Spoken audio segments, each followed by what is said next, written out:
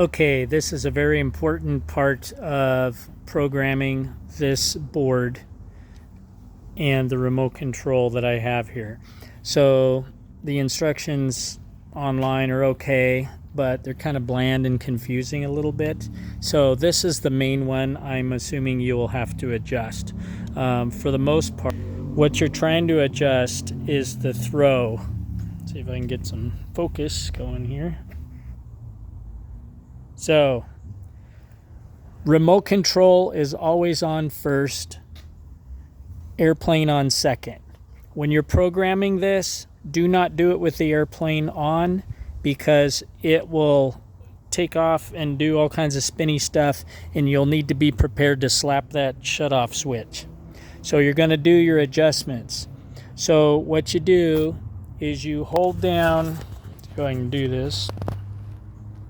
You're going to hold down, turn off the power, the airplane's off. You're going to hold down number 5, and while doing that, hold down the power button. And you'll see if it focuses. This lighting is miserable.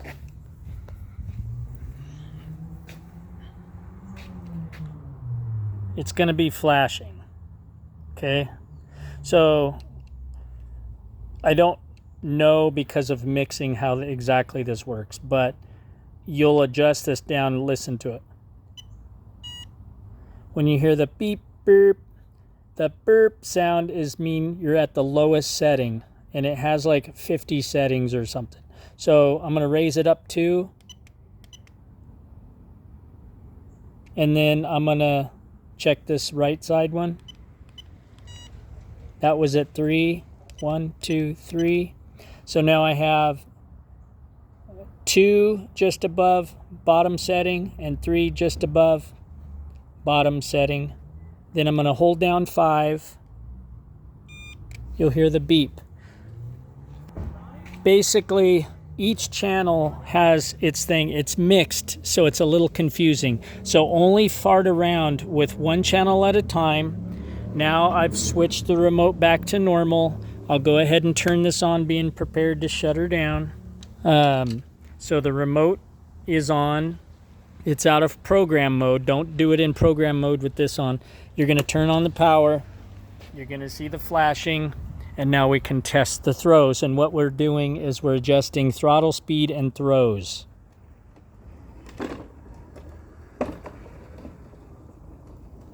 This is actually perfect. So on channel 1, I have 2 or 3, and the other one 2 or 3. And so if I want to change it, I'm going to shut this off. I'm going to hold down 5, hold down 5. I'm going to power it off first. Hold down 5, and while doing a power up, it's going to flash. And I'm going to make adjustments here.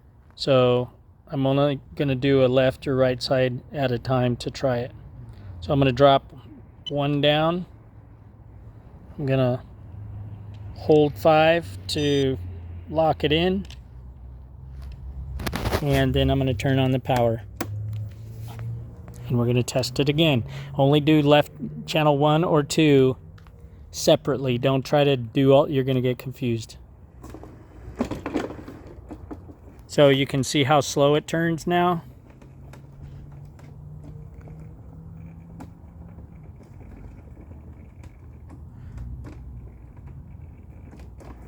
Speed is the same. So I'm going to speed up. I'm going to drop the speed, which apparently is channel 2.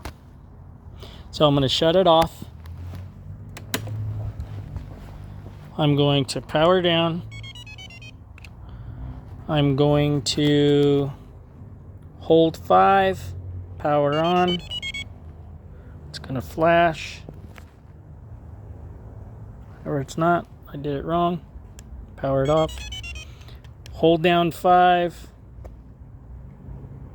Power on. Beep sound. It's flashing. I'm going to raise channel 1, which is steering, and I'm going to lower forward speed down 1. And then we're going to hold down 5 to activate it. And now it's ready to roll. I'm going to turn on the power, always being ready to shut off the power, and let's see what we get. Cool.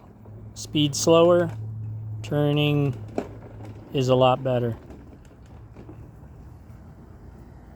Okay, so according to my video, channel 1 is steering and channel 2 is throttle.